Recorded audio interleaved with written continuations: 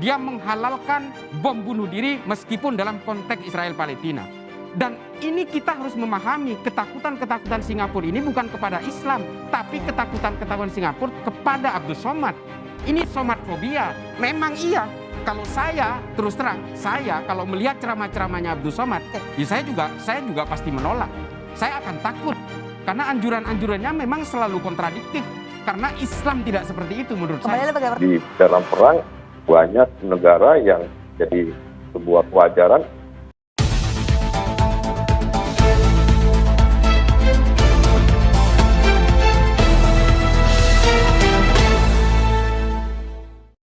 Kalau kita lihat konten-konten dari Ustadz Abdul Somad, saya kira Pak Noto harus mempelajari betul semua konten Abdul Somad. Dia mengatakan bahwa pelaku bom bunuh diri meskipun dalam konteks Israel dan Palestina itu dikatakan syahid dan sebagainya. Saya kira menurut saya ya, ini killing suicide ini adalah perilaku teror yang tidak ada pembenaran apapun menurut kacamata agama. Jadi begini, saya terus terang saya mohon maaf Pak, saya mohon maaf karena Pak Noto ini adalah pengurus MUI. Kalau kemudian membenarkan suicide bombing, bunuh diri dengan cara membom dirinya untuk membunuh orang lain, ini tidak ada pembenaran sedikit pun. Kalau perjuangan iya, saya meyakini itu.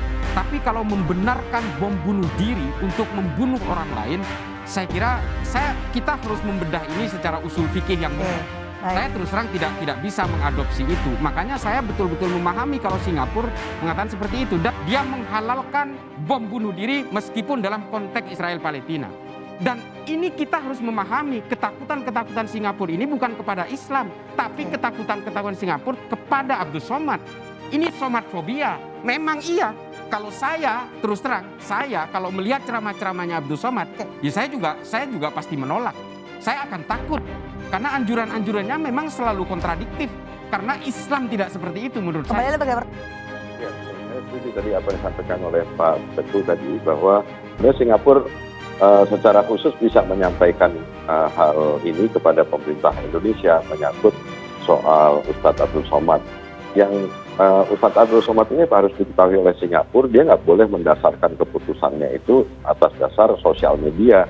Kan dia punya masukan yang lebih valid tentang siapa Ustadz Abdul Somad. Ustadz Abdul Somad adalah ulama yang dihormati di Indonesia dan di jemaahnya banyak. Kemudian yang umat pun juga menyukai Ustadz Abdul Somad dan dalam ceramah-ceramahnya menurut pendapat umat Islam adalah ceramah yang tidak bisa dikonotasikan seperti dalam pengertian pihak Singapura.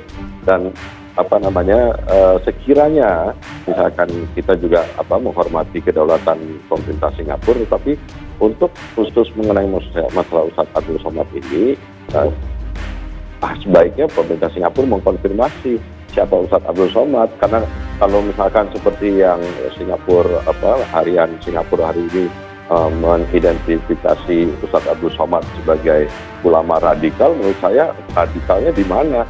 Ada surat dari Kementerian Luar Negeri yang saya teliti, itu adalah pernyataan Ustadz Abdul Somad akan menyangkut soal kafir. Kafir itu adalah pengertian definisi di agama Islam yang sebenarnya menjelaskan tentang penggolongan umat, bukan hanya pada golongan yang di luar umat Islam, tapi juga umat Islam digolongkan kepada yang disebut kafir. Itu ada bahkan surat ayat Al-Qur'annya, surat Al-Qur'annya juga ada. Surat Al-Kafir itu kan definisi yang secara agama Islam itu memang memang ada gitu. Tapi sekali lagi apa yang disampaikan Ustadz Abdul Somad di dalam negeri di Indonesia itu tidak mempengaruhi misalkan umat Islam di Indonesia kemudian menjadi radikal, kemudian apalagi dikhawatirkan seperti Singapura melakukan segregasi dengan agama-agama lain. Baik-baik aja kok orang Islam di Indonesia. Kan yang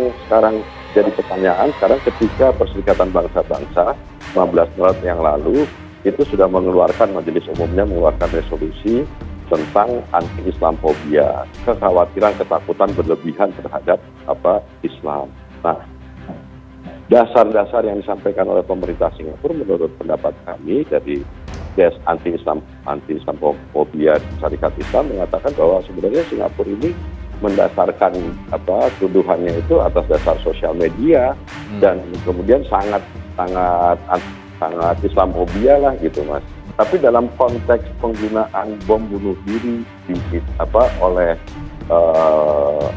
warga Palestina di sana adalah harus diletakkan dalam konteks perang di sana, apalagi dunia internasional tahu Palestina diembargo, kemudian dizolimi, diintimidasi, diteror dengan menggunakan secara militer, dan oleh karena itu dalam rangka mempertahankan diri, para pejuang-pejuang di Palestina gunakan cara yang perkenankan untuk melakukan bom bunuh diri. Di dalam perang banyak negara yang jadi sebuah kewajaran. Di Jepang dulu kamikaze ya bom bunuh diri juga. Itu kan dalam konteks perang kita nggak bisa itu. Tetapi kalau lihat dalam konteks politik internasionalnya, Israel itu punya hubungan dengan Singapura, dan Singapura pasti secara politik dukung Israel dalam konflik Israel Palestina. Udah pasti Singapura dukungnya Israel, bukan dukung Palestina. Itu udah pasti, nggak usah dibantah lagi. Tapi yang ingin saya sampaikan bahwa dasarnya kemudian pemerintah Singapura itu adalah tadi penggunaan bom bunuh diri. Dia nggak boleh melekatkan itu dalam soal, sampaikan Ustadz Abdul Somad, dalam konteks melekatkan soal itu dalam perang.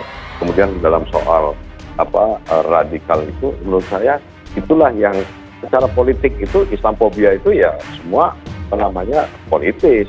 Di masyarakat Hindu yang mayoritas di India, mereka gunakan langkah-langkah politik, tetapi latar belakang langkah-langkah politik itu adalah didasari oleh Islamophobia, ketakutan terhadap Islam yang berlebihan. Itu Islamophobia itu dilakukan di dalam negara-negara yang mayoritas penduduknya adalah bukan Muslim. Tetapi kita di Indonesia sudah mencontohkan secara baik, meskipun kita mayoritas, meskipun ajaran kita juga menjelaskan tentang pengertian bedaan agama Islam dengan agama yang lain, itu tidak kemudian menyebabkan masyarakat Muslim di Indonesia kemudian terpecah, dan nggak ada, kita udah ratusan tahun kok membuktikan kita tetap berdiri sebagai negara yang bisa berdampingan secara harmonis.